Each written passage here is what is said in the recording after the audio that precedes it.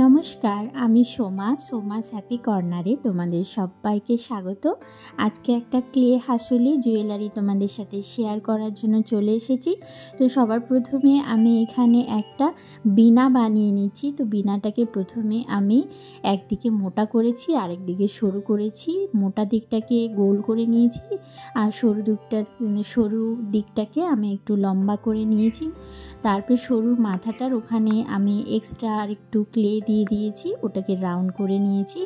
এইভাবে বিনা যে ছোট ছোট ডিটেলসের কাজগুলো সেগুলো করে নিয়েছি। এরপরে দুটো রাউন্ড সার্কেলের আমি ক্লে বানিয়ে নিয়েছি। তারপরে যেটা বড় সার্কেল রয়েছে ওই সার্কেলের নিচের দিকে আমি কিছু পাপড়ির মতন করে আমি একটা লোটাসের শেপ দেওয়ার চেষ্টা করেছি। আর বীণাটার মাথার উপরে একটা পলাশ রেখেছি, আর একটা বীণাটার মাঝখানে আমি একটা দড়ির মতন ক্লের সুতোর মতন করে বানিয়ে দিয়েছি। এরপরে পুরো ক্লেটা শুকিয়ে যাওয়ার পরে আমি এখানে কালার করেছি। কালার অপশান সবসময় আমি বলি নিজের পছন্দ মতো। তো এখানে এই কালারগুলো আমি ইউজ করেছি। তারপরে লোটাসের যে কালার থাকে পিঙ্ক কালার, এখানে আমি ডিপ পিঙ্ক কালার ইউজ করেছি। তো এইভাবে আমার জুয়েলারিটার কালার করা আমার কমপ্লিট হয়ে গেছে। আরও বীণার যে ডিটেলসের কালারগুলো রয়েছে সেগুলো আমি পরপর আমি করে নিয়েছি। তো পলাশ ফুলের এখানে কালার আমি অরেঞ্জ রেখেছি। তারপরে বীণাটা যে ব্রাউন কালারের থাকে ব্রাউন কালারের করে নিয়েছি। এখানে বীণাটার যে ডিটেলসের রয়েছে সেই ডিটেলসের কাজগুলো আমি করে নেওয়ার পরে পুরোটা কালার শুকিয়ে যাওয়ার পরে এখানে আমি ভার্নিশের 3টা কোট ইউজ করেছি।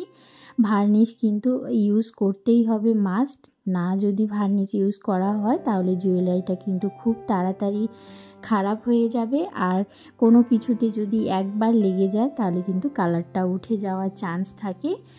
বাকি যেগুলো ডিটেলসের ছোট ছোট কাজ ছিল সেগুলো আমার করা কমপ্লিট হয়ে গেছে।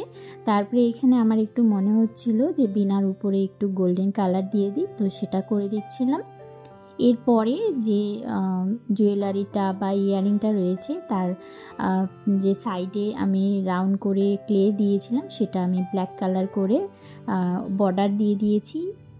এখানে যে হাসুলিটা আমি ইউজ করেছি সেটা একটা মোটা হাসুলি। তো সেটাকে আগে প্রথমে আমি ব্ল্যাক কালার কটন যে দড়ি থাকে মানে ডলি সুতো সেটা দিয়ে ভালো করে কভার করে নিয়েছি।